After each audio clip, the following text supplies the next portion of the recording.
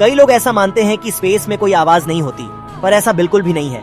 Space में sound electromagnetic waves के form में होती है और इन्हें रेडियो वेव के जरिए सुना जा सकता है। तो चलिए सुनते हैं हमारे सोलर सिस्टम के प्लेनेट की आवाज। Number 1 sun. Number 2 Mercury.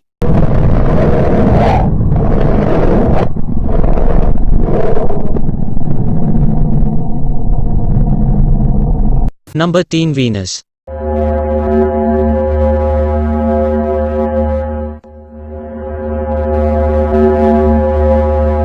Number 4 Mars.